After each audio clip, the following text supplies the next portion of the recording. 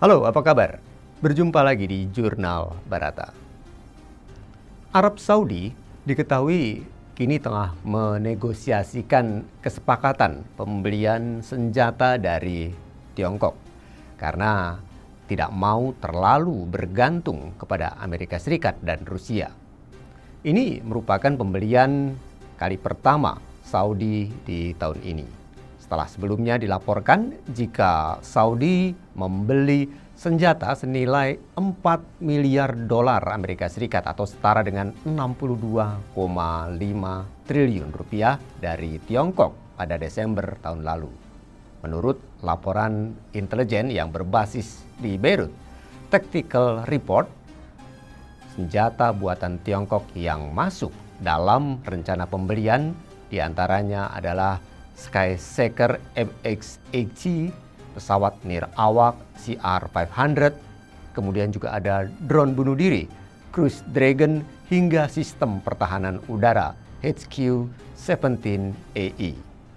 Negosiasi kedua negara diperkirakan akan berlanjut hingga akhir tahun ini atau awal tahun depan. Dan seluruh kesepakatan akan dibayar dalam mata uang Yuan Tiongkok. Lantas, apa alasan Saudi lebih memilih membeli senjata Tiongkok daripada Amerika Serikat? Dan sejak kapan Tiongkok dilirik oleh Saudi? Mari kita ulas bersama.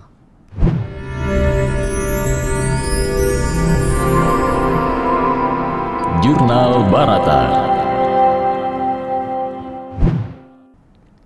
Kita tahu bahwa Tiongkok mulai membuka diri dalam percaturan politik global saat memasuki tahun 1979 yang ditandai dengan diresmikannya hubungan diplomatik dengan Amerika Serikat. Perubahan kebijakan politik luar negeri ini juga berlaku kepada Saudi yang mulai mengembangkan hubungan tidak resminya khususnya di sektor ekonomi. Meski tidak ada hubungan diplomatik di antara Tiongkok dan Saudi. Nasser M. Al-Tamimi dalam bukunya China-Saudi Arabia Relation mengatakan jalinan pertama hubungan Tiongkok-Saudi dibuktikan dengan dibukanya perjalanan haji bagi warga negara Tiongkok oleh Saudi pada akhir tahun 79. Lalu diikuti oleh masuknya barang-barang Tiongkok di pasar Saudi pada tahun 80-an. Kemudian, sekitar tahun 80-an inilah hubungan Tiongkok dan Saudi mulai mencair secara drastis yang ditandai dengan terjadinya perang Iran-Irak di kawasan Timur Tengah.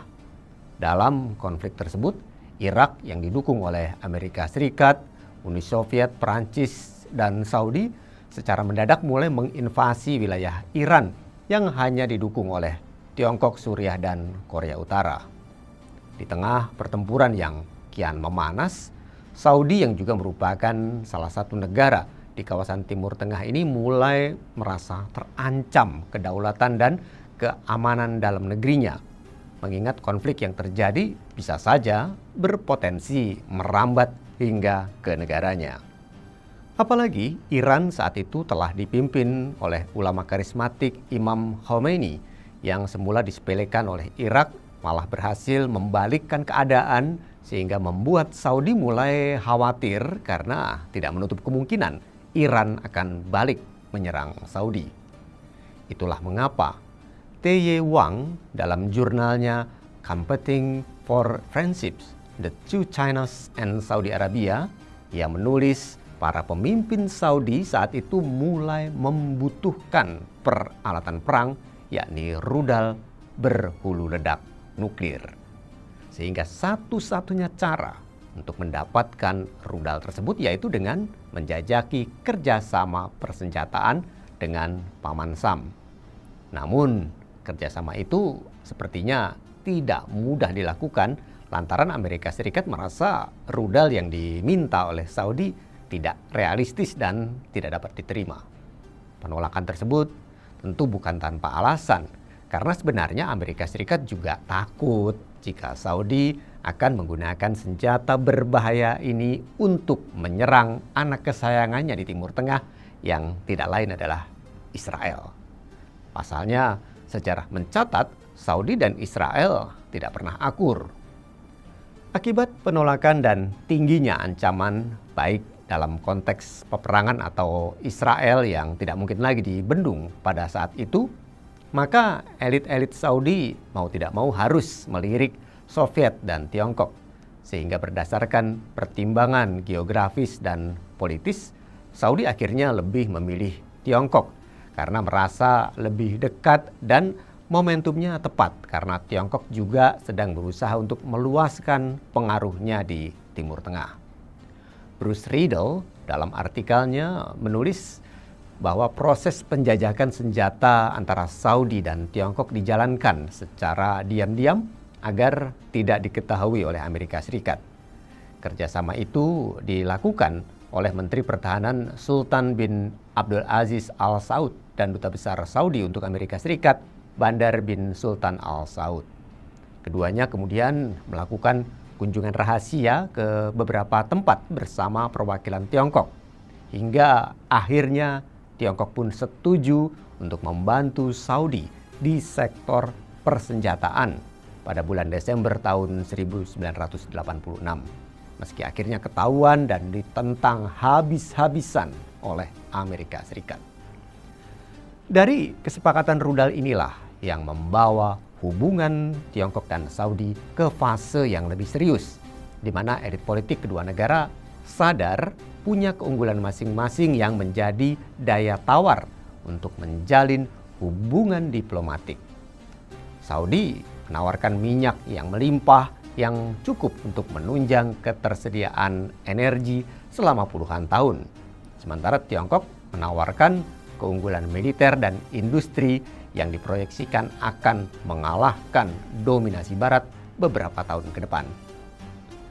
Tiongkok yang juga punya reputasi yang tidak kalah penting, yaitu bukan negara yang suka mengurusi rumah tangga negara lain, apapun masalahnya, dan hanya fokus pada kepentingan bisnis. Inilah yang membuat kerjasama dengan Tiongkok menjadi menarik, sekaligus pembeda dengan Amerika Serikat yang terkenal punya rekam jejak suka merecoki internal negara lain. Berkat reputasi dan keunggulan Tiongkok inilah kemudian pada tahun 90 Saudi dan Tiongkok resmi mencapai mufakat untuk menjalin hubungan diplomatik.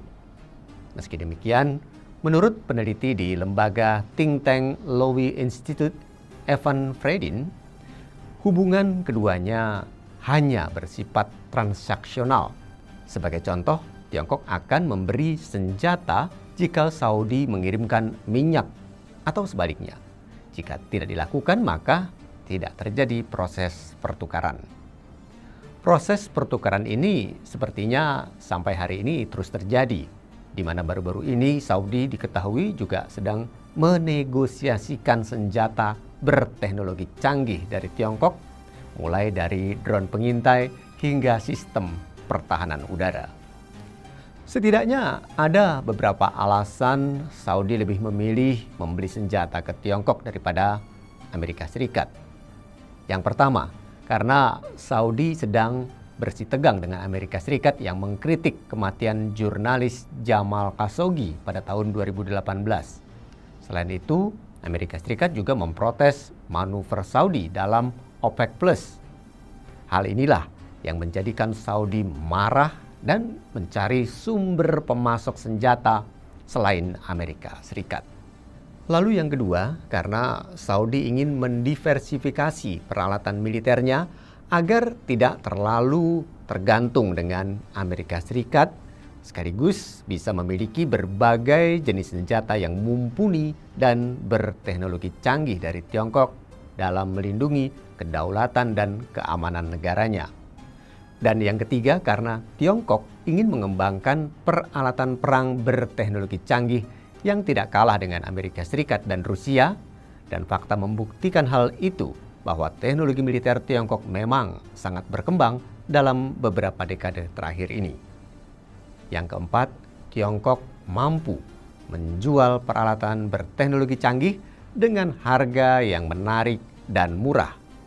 Misalnya dalam hal drone saja, dengan desain dan kemampuan seperti drone buatan Amerika Serikat, pesawat nirawak Tiongkok ini dapat dijual dengan harga lebih murah.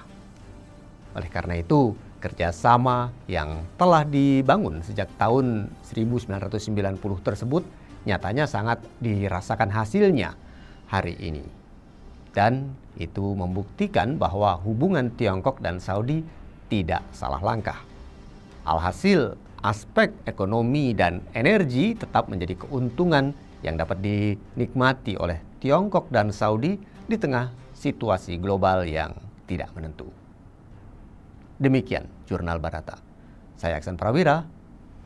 Terima kasih. Demikian Jurnal Barata.